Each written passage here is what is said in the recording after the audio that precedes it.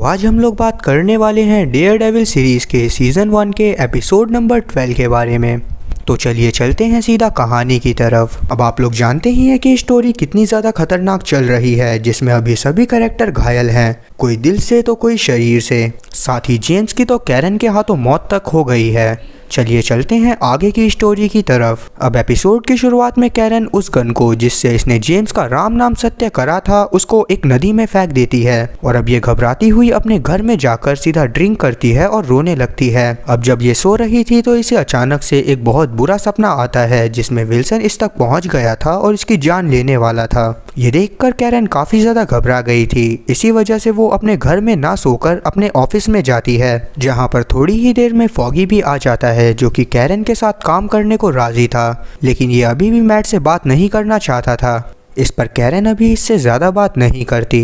ये देखकर foggy Karen से वो फाइल्स मांगता है जिसको बेन ने हमारे काले मास्क वाले हीरो से हासिल करा था। तब कैरन इसे वो फाइल दे देती है और फॉगी यहाँ से जाने लगता है, लेकिन जब ये गेट खोलता है तो बाहर मैट खड़ा था, लेकिन फॉगी इससे बिना कुछ बोले यहाँ से चला जाता है। अब अंदर आकर मैट कैरन से बात करने की कोशिश करने लगता है, पर क्योंकि कैरन काफ़ी ज़्यादा घबराई हुई थी तो इसी वजह से मैट समझ जाता है कि कैरन के साथ कुछ ना कुछ तो ज़रूर हुआ है। दूसरी तरफ विल्सन अभी भी जेम्स को कॉल कर रहा था।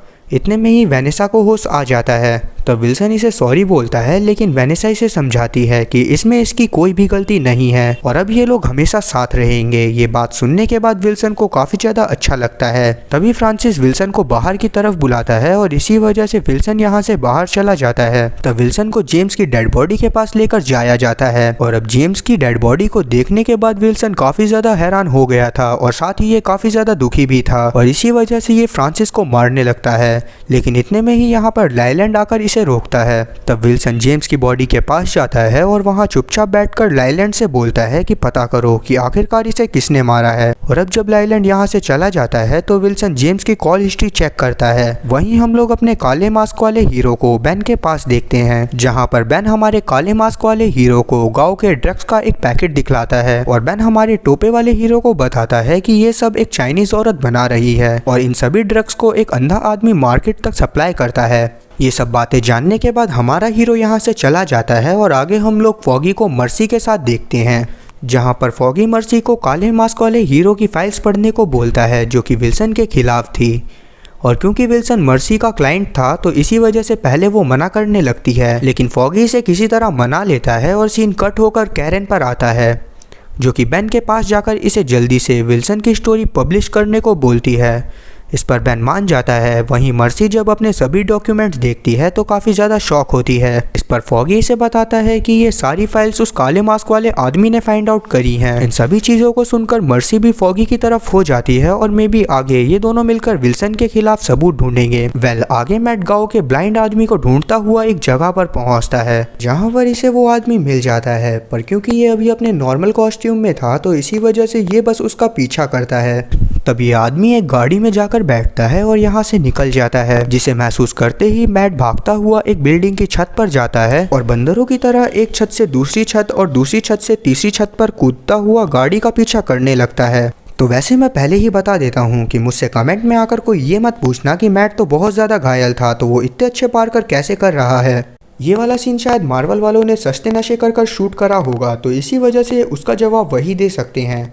खैर आगे हम लोग मैट को एक फैक्ट्री के पास पहुंचते देखते हैं, जिसके बाहर काफ़ी सारे गार्ड्स थे। वहीं विल्सन अपनी मॉम को वापस लेने आता है। दूसरी तरफ बेन का एडिटर बेन को कंपनी से निकाल देता है क्योंकि ये विल्सन के खिलाफ कुछ नहीं छाप सकते थे। अब क्योंकि डेयरडेविल को वो फैक्ट्री मिल गई थी जिसमें कि वो ड्रग्स बनाया करते थे, इसी वजह से ये वहाँ पहुँच सभी गार्ड्स को मारने पीटने लगता है। जिसके बाद ये अंदर जाता है और देखता है कि यहाँ सभी लोग अंधे हैं।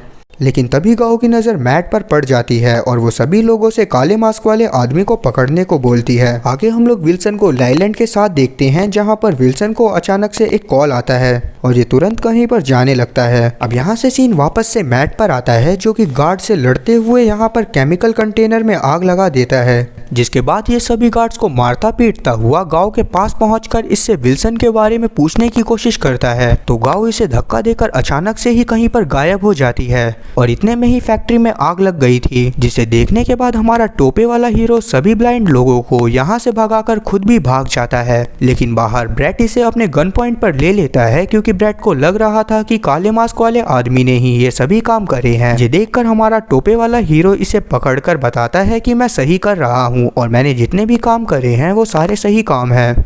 साथ ही वो ये भी बताता है कि तुम्हारे ऑफिस में हॉफमैन विल्सन के साथ मिला हुआ है, और साथ ही ये इसे ये भी बताता है कि विल्सन एक बहुत बुरा आदमी है। इतना बताकर मैट यहाँ से चला जाता है। अब आगे हम लोग एक बिल्डिंग की छत पर देख पाते हैं कि लाइलैंड जाकर गांव से मिलता है, और इन दोनों की बातों से हम लोग ये भी समझ पाते हैं कि इन दोनों ने ही पार्टी की वाइन की बॉटल्स में जहर मिलवाया था, ताकि ये वेनेसा को मार सकें और वापस से विल्सन पहले जैसा हो जाए।